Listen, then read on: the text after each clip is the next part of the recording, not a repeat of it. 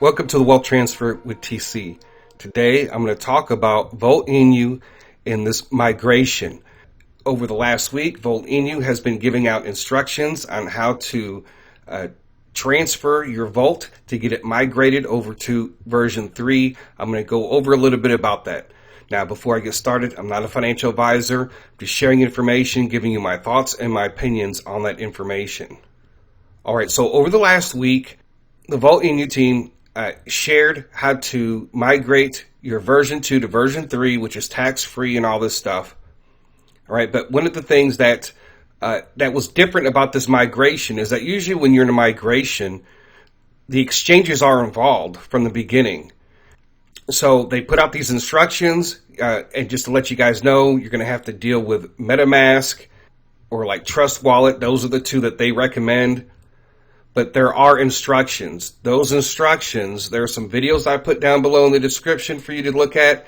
And also there is, from the Volt Inu team, how to transition from Volt 2 to Volt 3 migration. Put it this way, I don't have over $500 worth of Volt Inu.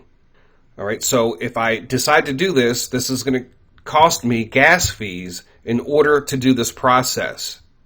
So here on the site, on the Twitter page, you can get the information, the contract address and all that, which is also in that article, which this article will be down below in the description. And it'll go through this whole process of how to migrate everything if you guys decide to do that.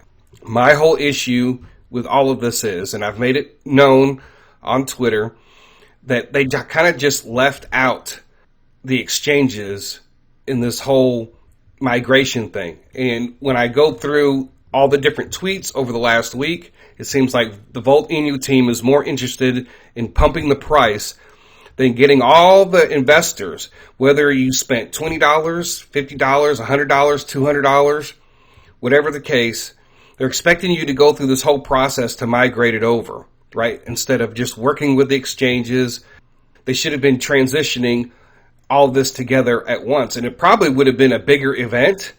But when you go look at the number of people who've actually transferred over, and I'm just going to share some things here. The Ethereum version 2, you still have 20,000 holders, right? And I'm not sure how this includes with people on the exchanges, right? Because usually exchanges just shows one address for that exchange, right? Then on the BCS network, you still have 42,337 that still haven't migrated, right? So the number on the Ethereum network is only 3,185 currently.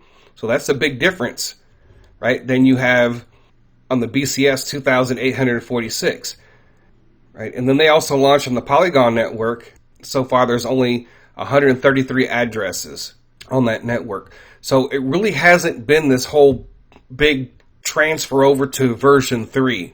Right, so a lot of people are still waiting, whether they're on exchanges or not on exchanges. I don't know why people wouldn't do it if they already have a MetaMask, right? But maybe some people have only $20 or $50, dollars, and if you only got $20 worth of Volt, and it's going to cost you $22 in gas fees, right? Because in the document it does tell you that you will, when you in this migration process, you're going to have to pay gas fees. So this migration, and maybe just a lot of people just sold off and then never bought back in too as well. I don't know what the numbers were before all this started, the migration, but I think a lot of people sold off and just said, you know what, forget it. I'm not trying to go to version 3, right? So that was the other downside to doing this migration without including the exchanges. And I'm not going to have all my people go through this whole process and you only have $50 worth of Volt. So not everybody is in that financial position to do those things, and not everybody wants to use MetaMask or Trust Wallet or whatever the case to do this. And I have been seeing comments online that people have lost some of their Volt and so forth and trying to do this whole process. So you run that risk too as well. If you make a mistake somewhere, you run the risk of losing your Volt. So currently the price of Volt version 3 is 608733. So I don't think it really shot up like I think that they wanted it to, the Vote Inu team, because that's all they really did was just pump it. But I'm just going to hold on to my vote and continue to write them and tell them to continue to work with the exchanges. And if for some reason they don't ever on the exchanges that I have it on, then I'll just, go through the whole progress of migration. And as you can see on the version 2, look at all these different exchanges that it's on. And you're asking all these people to go through this whole process. So we spent the last year, pumping and talking about Vote Inu and where to buy it on exchanges. And then you want to have us go through all this extra stuff. And like I said, I just think that they were more concerned about pumping the price. If you actually go through their tweets for the last week, it's more about pumping the price than helping customers and getting the exchanges involved. Also, in the description, I'm going to place several different videos down there so you can see it, plus the article that you can follow the instructions if you decide that you want to do this. So we're just going to wait and see if this whole migration with exchanges is going to happen. I think to leave all these investors out was probably a bad idea.